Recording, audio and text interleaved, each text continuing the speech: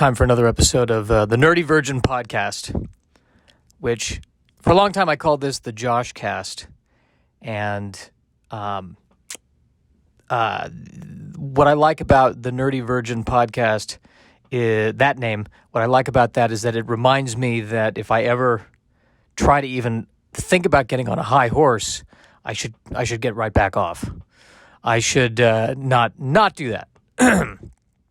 Nerdy Virgin, remember your roots. Never think you're too big, he said, recording a podcast that has 12 listeners. One of which, I think I lost my Spain listener. I think they're done. I think they've moved on to bigger and better pastures. Greener pastures. There we go. Mixing metaphors there. Is that a metaphor? So I watched Mortal Kombat. I'd like to talk to you about that today. I just watched it this morning. Can I say I love just watching it at home?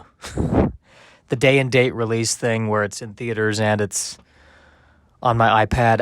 It's so nice. It's so nice. I'm tired and old and I don't want to sit there next to a 15-year-old who's still has hope. I don't want that. It's so nice to watch it at home. And I can watch it on my iPad. Well, but it's not the huge cinematic experience. It's all computers now. So whether it's all computers on a big screen or all computer generated stuff on an iPad, I don't care. That's fine. I don't need to see Scorpion I don't need to see a 20-foot tall Scorpion because I don't think I ever needed to see a 20-foot tall Scorpion. I remember my dad. We had a giant screen movie theater, and whenever there was a big sci-fi movie, it was we have to see it on the giant screen. That was always we have to see it on the giant screen. That's the experience of seeing it on the giant screen. And I don't know, maybe that was. I saw Star Trek V on the giant screen. Maybe that's why I have such there's a place in my heart for it. And don't make fun of Star Trek V, by the way. If you're there going, oh, he's about to make fun of Star Trek V. Star Trek V is a perfect film, and if you can't see that, then you should get off of this podcast right now. I don't think you get off of a podcast. I don't think that's how a podcast works. But as you can see from my listenership, I clearly do not know how a podcast works. So, Mortal Kombat. How is the movie? It's I'm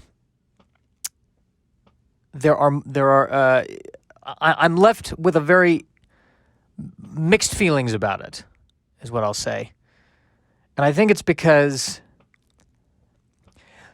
it's an R-rated movie, and there are gruesome death-killing, finishing move sequences. Very, very gruesome R-rated. And, they throw the F word around here and there because it's an R-rated movie. That there are points at which the F word gets thrown around because they know it's an R-rated movie, but there's no need to use the F word in that situation.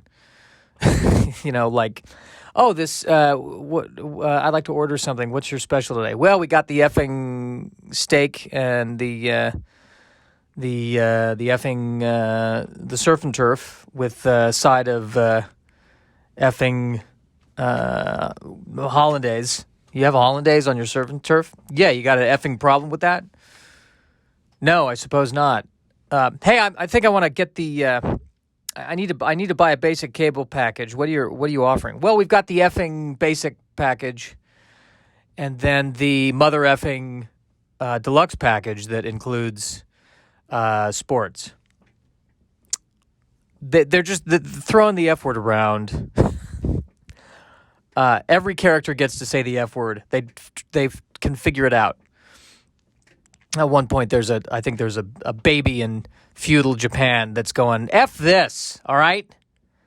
F this whole situation. But then the juxtaposition, though, so you have gruesome violence, you have the F word being thrown around, but then when it comes to the plot points and the character development and the pathos that they're trying to put in here into these characters, it feels a lot more almost like a Disney movie or a Pixar movie in terms of, the hero's journey, having to find himself and find his inner strength, and the my inner strength is the love for my family. That it almost feels to me like they said, listen, go make your R-rated movie, but make sure there's enough in between the R-rated stuff so that we can cut out the R-rated stuff and have like a PG version that we can sell to the kids. It almost, in some ways, feels that way. That it almost, it's just like hard R, Pixar, hard R. I love you very much, honey. I love you too, sir. Yes, I'd love you too. Hard R. F this cable company package. Just so there's kind of feels kind of like a mishmash of styles happening. The opening sequence takes place in the 1800s, and we've got one character going up to his wife saying, "I love you, honey," which is never a good sign. You know that whoever is in that situation, they're all going to die. Things are great. That's never how you want. That's why I never say that in life. Things are great. Things are going well, because that's the part in the movie right before the bad guy shows up and slaughters everybody. Things are never going well. That you always want things to never go well. As soon as you say things are going well, Sub-Zero is going to show up, and that's the end of it. So,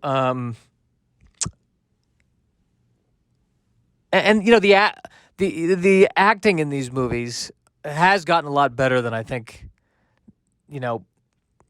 And I don't even know if better is the right. I think the style is different than it was, back in the 90s. I think people take this more seriously. They're, treating this like this is a major Shakespearean production, and they're playing it straight with, and I also, maybe it's also that the actors who can do the martial arts now are also trained actors, so they can go there emotionally.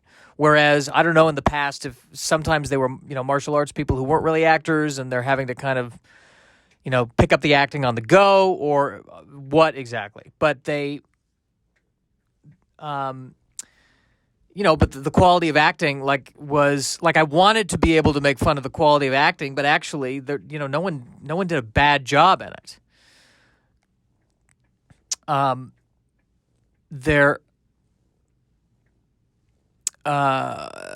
one did a bad job at it. It was very it wasn't bad. It wasn't bad. And yet I kind of miss, and I'm not the first one to say this.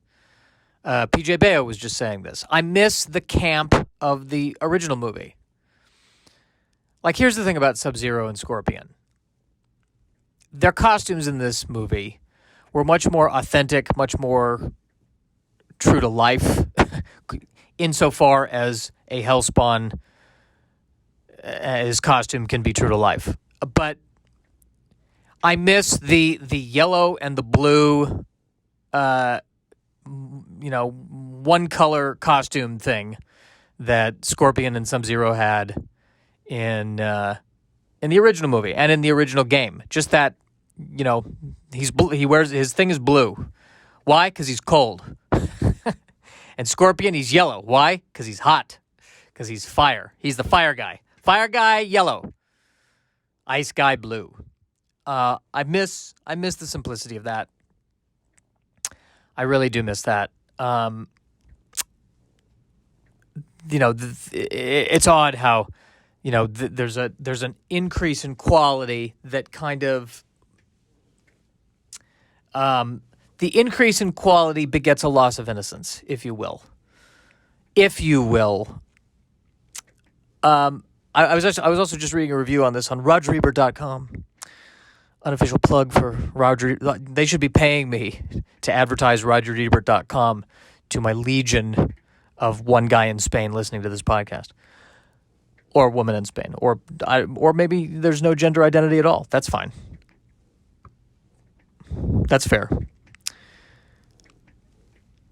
It's the same basic premise, I think, as all the games in the first movie, which is that there's all these different realms, and warriors from the different realms have to fight, and if the warriors from the realm loses, then the other realm gets to claim that realm. Which, I don't know how they decided that, because I'm assuming the gods had to come together to decide that, and then if you control all the realms, I don't know. I don't know what happens then. It's a lot of realms you got to worry about now. Shang Tsung's going, is this even worth it? How many realms do I have? I mean, I know I want ultimate power, but this is a lot. This is a lot. Do we need all of it? I'm fine with just 2 realms. I'm good with 2. Let's stick with 2. I don't need 3. I don't need 20. I don't need all of them. How many realms are there? You say there are infinite realms? I don't have time for this.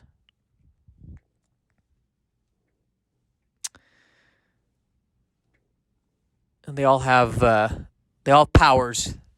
These fighters all have powers. Now here's the weird thing. Here's the thing that really got me. The main character in this version of Mortal Kombat is a completely original character that they invented for this movie, who's not been in any other games, not been in any other movies. And so the whole movie, I'm sitting there trying to go, I'm like, who is this guy? Is he Johnny Cage? And we're just not going to reveal? And then I'm like, oh, wait a minute. Maybe he's going to be... Maybe he's going to be this guy. No, and then that guy who I thought he was going to be shows up. It's just he's just this original guy named Cole. I just find that very weird. Because I always thought that the hero of Mortal Kombat I thought was Liu Kang. And Liu Kang's in this, but he's more of a kind of a supporting character. And it's very strange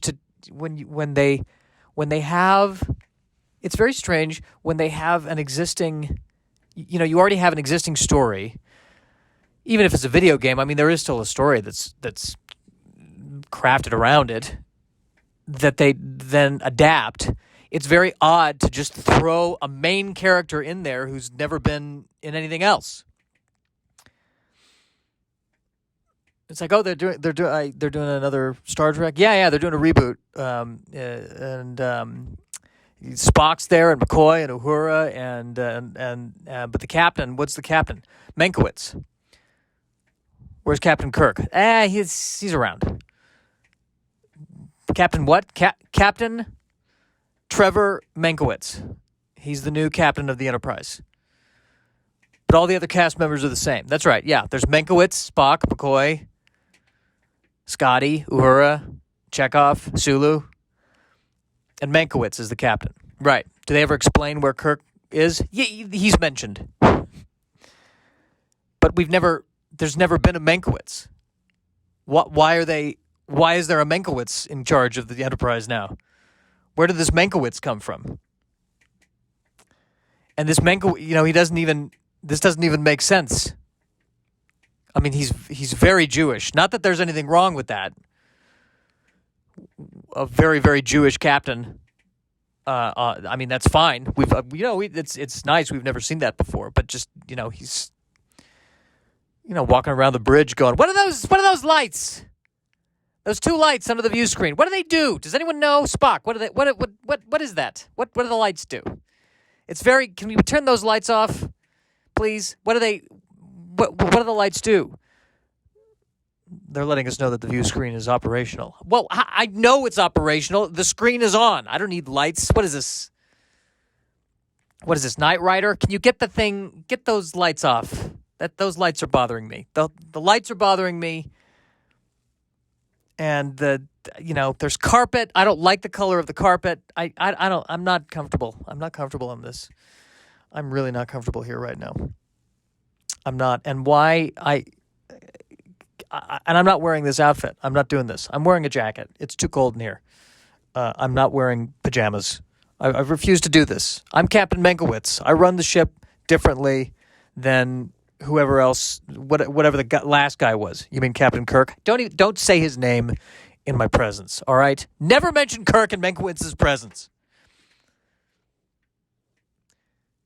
But that was very, just this random character who's fine. I mean, he's great. It's just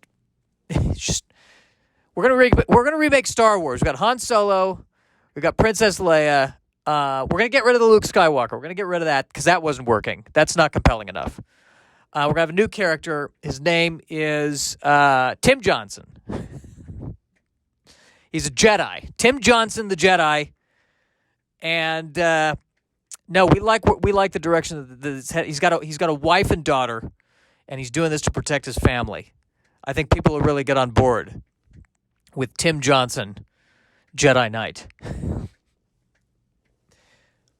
I don't even think the character's name was like Cole. It was like a normal name, like Cole something. Cole Smith. And he has powers, but at the end, they never give him a name. I mean, I guess technically Liu Kang's name is not really, I don't know, well, I should do some research and find out what Liu Kang actually means. Maybe there's a meaning there, but I mean, you've got Sub-Zero and Scorpion and even Sonya Blade. That's another thing. They did this in this movie. They did this in the first movie. They never explain her last name. Like it makes sense that Sub-Zero, that's my new name. I am Sub-Zero because now I'm this otherworldly, immortal thing. Fine. Sonya Blade was just, and this is Sonya Blade. Oh, okay. Is that what? Is it? So you gave yourself that name? No. It's my family name, the Blades. Sonya Blade. All right. I mean, are you good with knives? Yeah, I actually am good with knives. It's just a coincidence that my last name is Blade and I'm good with knives. It's, my cousin stencils very well, but, he did change his last name to Stencil, but he didn't have to. I mean, he was a Blade, but now he's a Stencil, which is fine. He doesn't want people to get confused. I don't care if you know that my last name is Blade, though I do happen to also be good with blades, but that's purely a coincidence. I've got another cousin who's, he likes to plant apple trees. And he's changed his last name to Appleseed. No relation to Johnny Appleseed, by the way. I mean, a spiritual relationship, perhaps, but not a lineage that we know of. I mean, maybe I don't know, maybe he is related to Johnny Appleseed. I'm not sure, but he doesn't. He goes by Appleseed. He didn't want, he was getting a lot of unwanted attention. People were saying, "So you're good with Blade?" And he's like, "I know apple trees. I, however, am good with a blade, so I let it. It's not a big deal." People are like, "You good with a blade?" I'm like, yeah, but that there's more to me than that, and it's just a coincidence that my last name is Blade. But yeah, it's strange that Cole. What's your name? Cole. All right.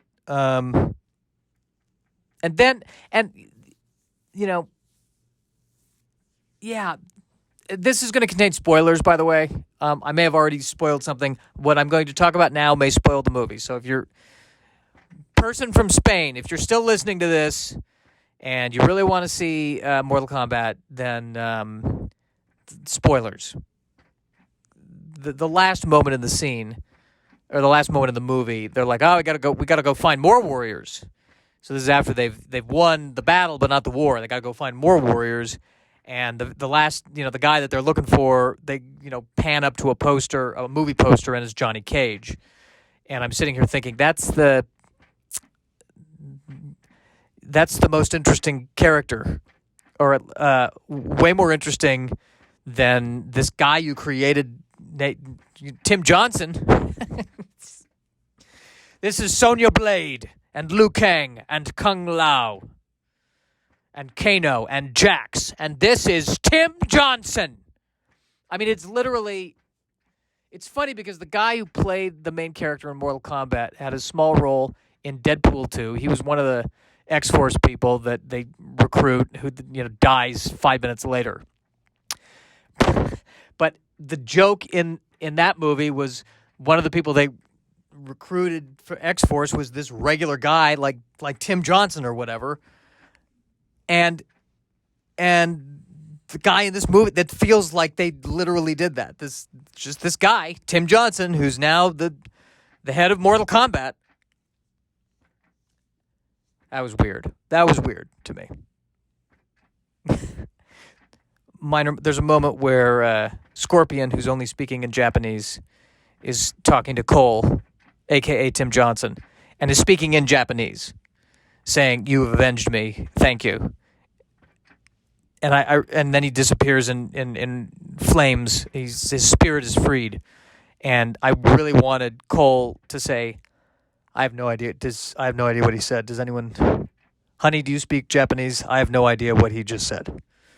He seemed happy. Like he seemed good, but I feel like it was important what he said. I mean, I think we might be related. I was kind of hoping he would know that I didn't speak Japanese. He's undead. I hoped undead people would know what language living people were speaking and just speak that language. Did anyone record that? Maybe I can get that Does anyone remember what he said? We can call someone. What did he say? Well, oh boy.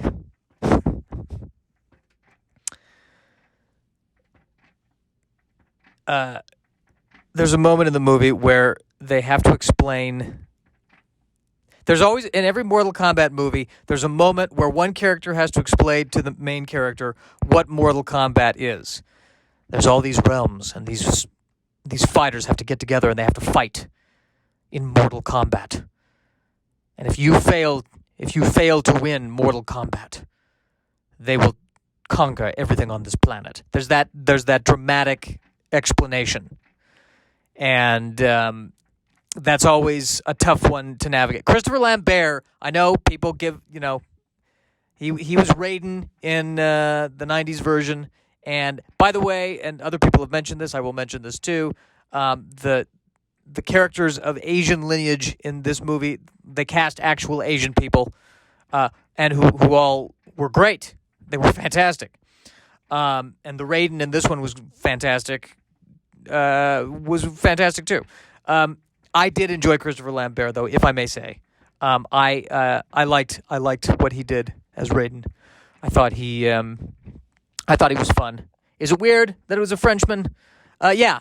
Was it perhaps not very responsible to take a obviously the god of thunder, clearly an Eastern god, and cast a Frenchman? Oh yeah, that was faux pas, I believe is what he would use in his language. Major faux pas, but still I enjoyed his performance. And he was the one who had to explain everything, and he kind of did it in a kind of a tongue-in-cheek sort of way. Whereas the explanation here was very much more serious. Which is, if we don't do this, we're going to die. Do you understand me, Cole? So, Cole, do you have like a nickname or anything? Do you have anything about you, Cole, that is memorable? Is there anything we can use?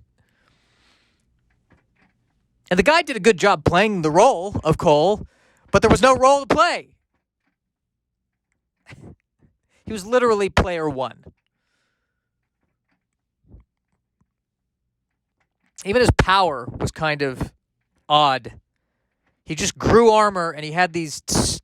I don't know what the exact name of the fighting instrument is, but he grew armor. I think only on his torso. Like I don't think he grew leg armor. I can't remember. It was armor, and then in extreme close-ups, it was clearly spandex. But whenever it was CG, it seemed more armor. And so he had armor, and then these sticks that kind of grew out of his hands. But even at the end, I feel like, so you are, Gold Fist or something. But they never even gave him a name. I see, Tim Johnson, you have become Mega Tim Johnson. That's what it should be. Mega Tim Johnson.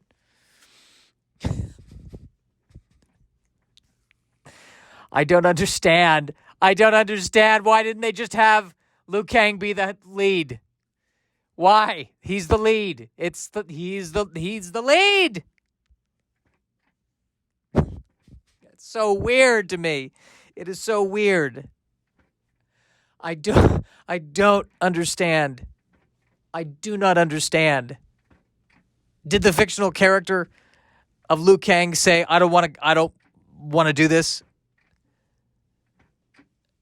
Liu Kang, who can shoot fireballs. Make him the supporting character. You know who's our leading character? Tim Mother effing Johnson. That's who our leading character is. It's just so... We're going to do a Batman movie. We've got Alfred. We've got Batgirl. We've got the Joker. We've got the Penguin. We've got Catwoman. We've got Poison Ivy.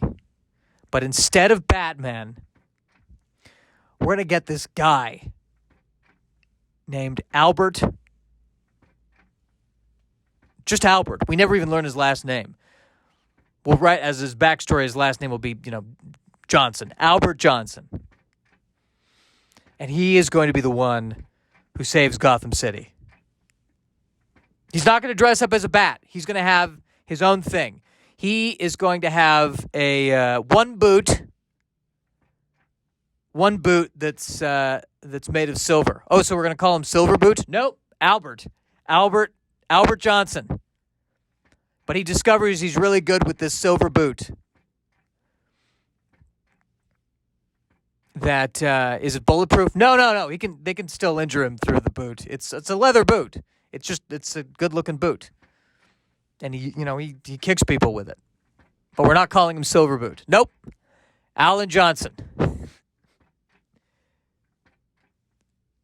But the movie is called Batman. Yeah, we'll keep it Batman. We just don't need Batman. I mean, why would we got to think outside the bat?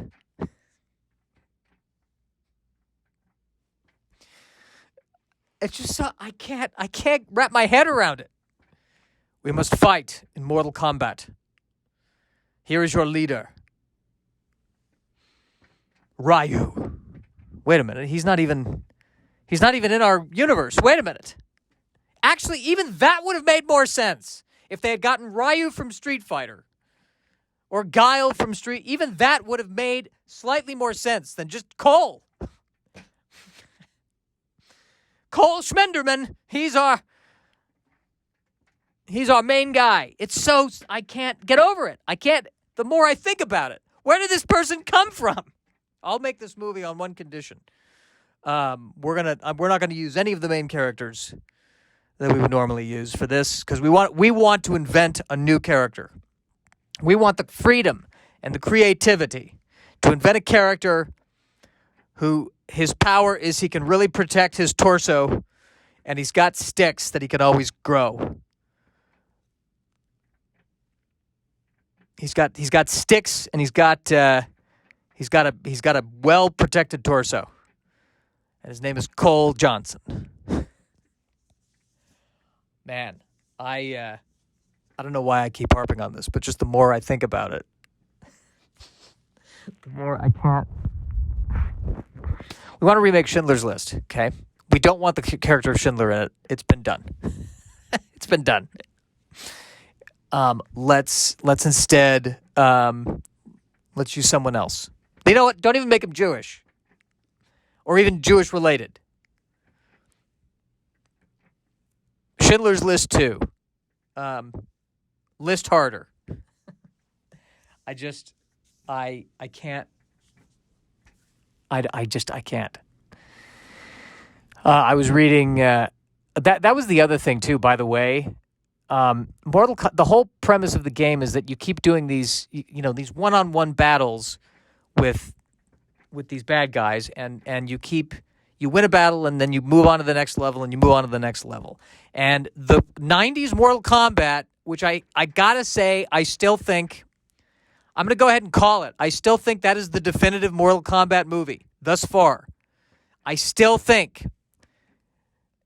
because that is how they set it up. They get paired off with people and they have to fight, and they wove that into the plot. But in this one, they never even go to the tournament in this one. The bad guy says, we're going to kill them before we get to the tournament.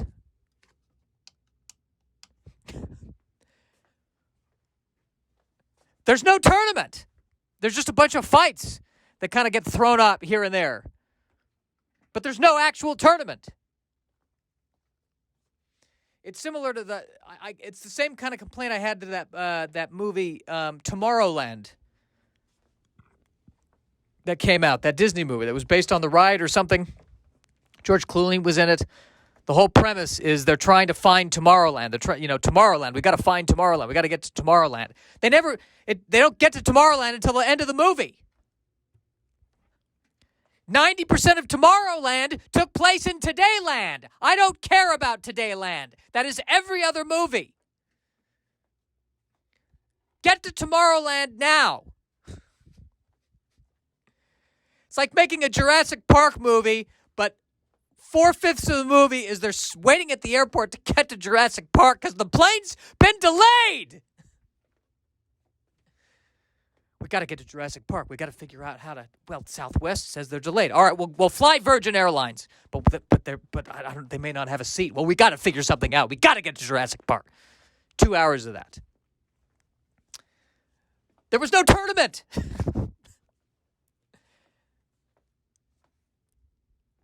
The guys tried to prevent Mortal Kombat by using Mortal Kombat, just not in the ring. It was a strange movie. There were other weird things about it. How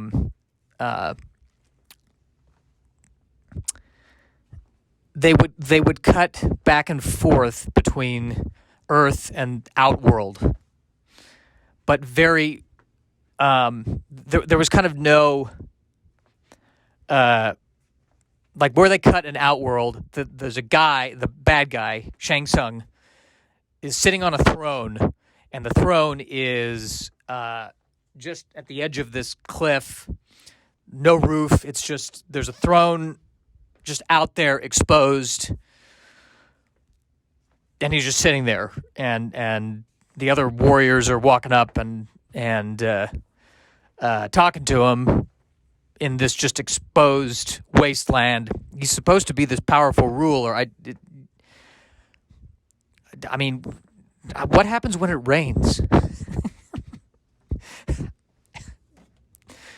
I mean, is he so powerful that he doesn't care maybe he doesn't care if it gets rained on, or maybe he can control the weather. I'm not sure. But what if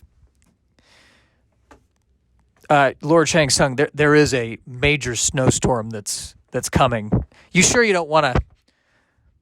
Can we build at least, I don't know, a den, something? I mean, I know that you're immortal and the elements don't affect you, but it's pouring rain right now. Can we at least get an overhang or something? What are you doing out here? I mean, you summoned us. Did you just sit here? What do you do when there's no tournament? There's nothing. You watch Netflix? What do you do?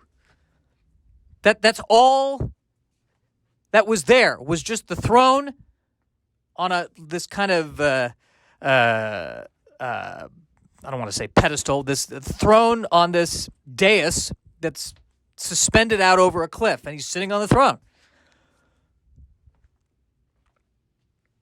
I wanted there to be a moment where he says, you now go and do what you need to do. And the people that he summoned turn around and they leave, and one hangs back and goes, are you going to just sit there? What are you going to do? Are you just sit there? Yes, I ponder the infinite. All right, well, that's all you're doing is sitting there. Yeah, pondering the infinite. Oh, all right, well, sorry, it's just weird that you're sitting there. You never get bored. You never get bored. Tell me you get bored at one point. I ponder the infinite. All right, well, are you a football fan or anything? Or I ponder the... All right, I'm gone. It's just weird that you're just sitting there. Just strange that you sit there. Now, here's the other thing about Shang Tsung. This is what I love about immortal wizards and creatures, because he's wearing very ornate robes, but it seems as if he can, I don't know, transform into smoke, and he's got all these powers and what have you. Which what I'm trying to figure out is the robe, is the wardrobe something that he can change with his magic? Because I really want that power. Can he change?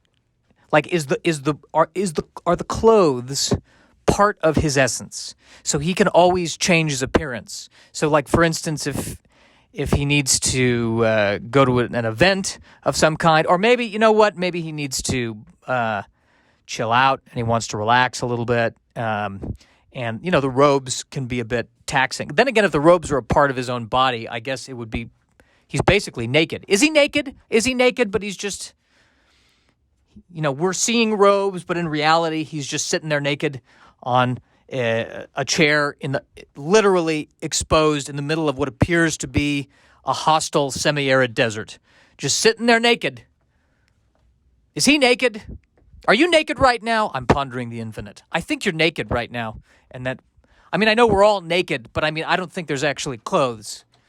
I think you're actually naked right now, and I'm a little embarrassed. I'm embarrassed for you.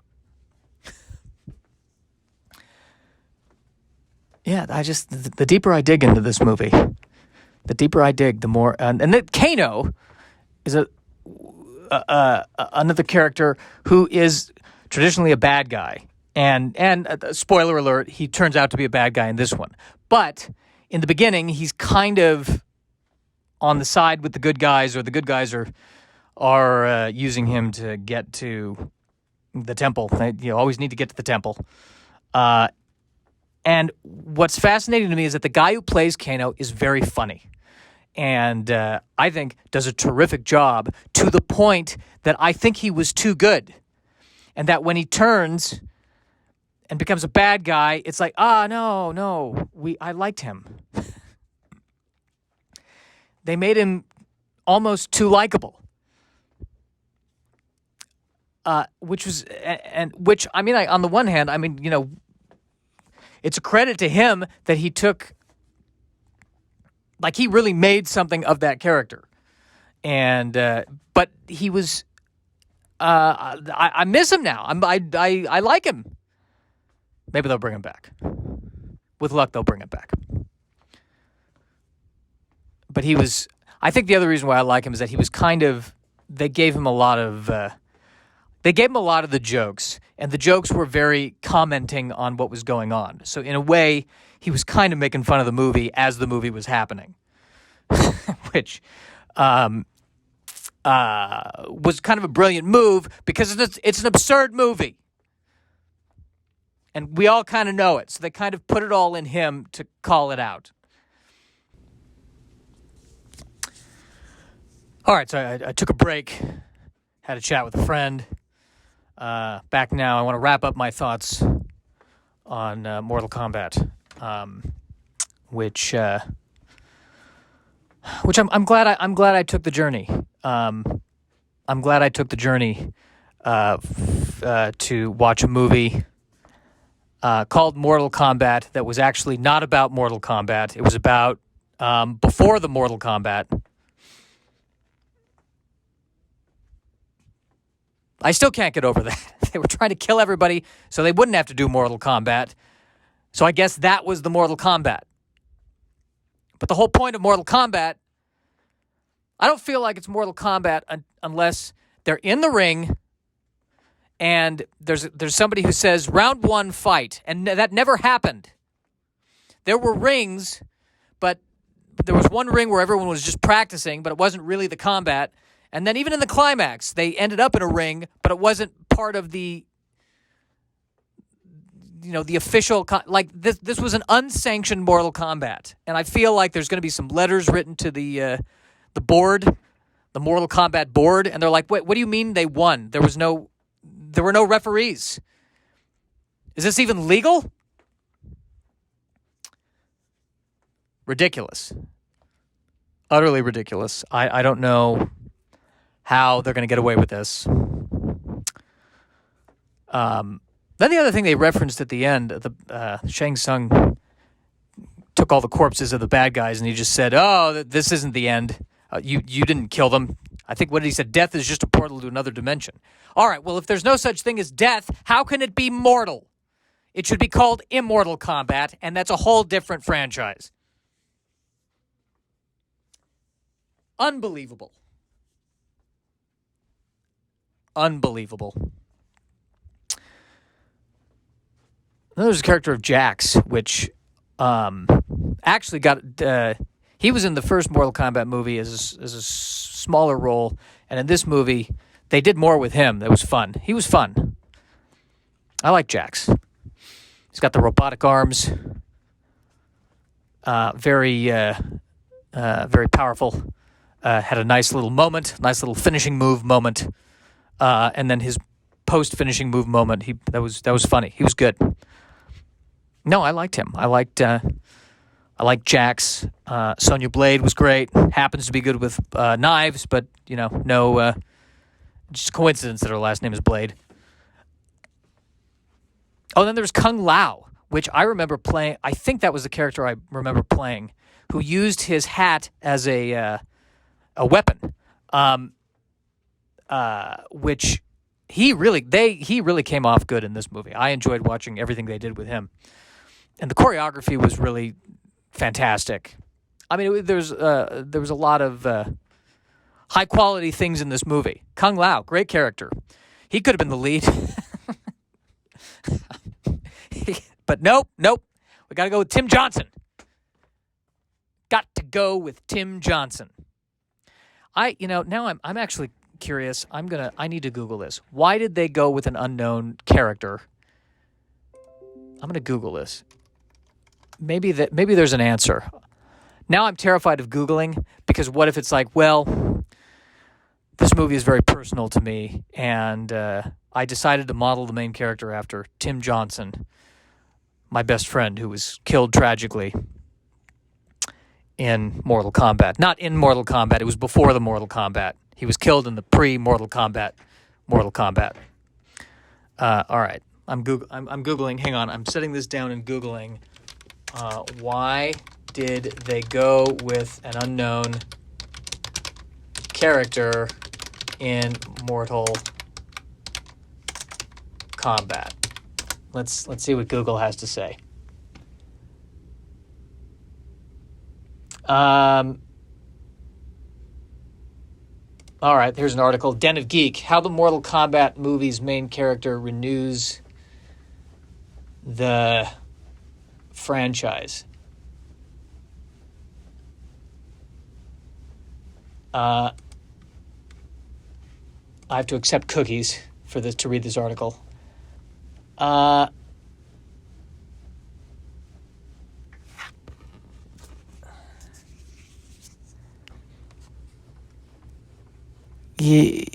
Okay.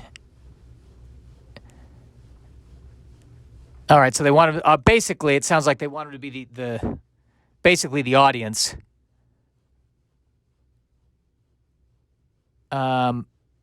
Okay, fine.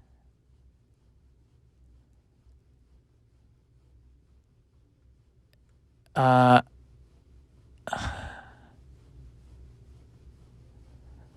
right, sorry. I like to record myself reading something silently. This is a first for podcasting. Yeah, that's what they're saying. What I felt like. Yeah, he's just it feels like he's just a stand-in for Johnny Cage.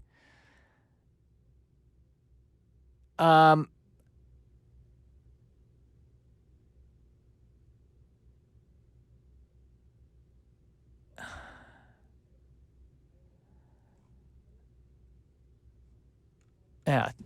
The accessible vessel by which audiences will enter the famously ultraviolent tournament and its deeper sci-fi elements. So you're saying that none of the other characters were accessible enough? Really? I think Sonya Blade is accessible. I mean, I can relate to the first name. We need an accessible character. We're going to do a Thundercats movie. Is the lead Lion-O? No. Lead? Tim Johnson. We need someone accessible. Just a guy from the Midwest who sells draperies, gets mixed up with those Thundercats. I don't understand. The other franchise that did that was Mission Impossible. Ethan Hunt, Tom Cruise's character. There was no Ethan Hunt character in the original Mission Impossible TV show. That's also it's weird to me. We're going to take a franchise and just, I don't know, swap out the main character. It's fine. Did you see that? I just see that Rocketeer movie where the main character was a boatsman. Main character had a rocket-propelled boat. Oh, man. Unbelievable. I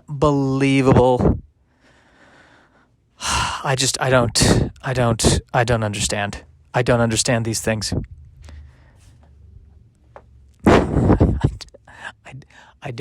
I just don't get it. We're going to make a Rocky movie. But we don't want Rocky to be the main character. Oh, so you're going to do like Creed. No. It's going to be called Rocky. Main character, Tim Johnson.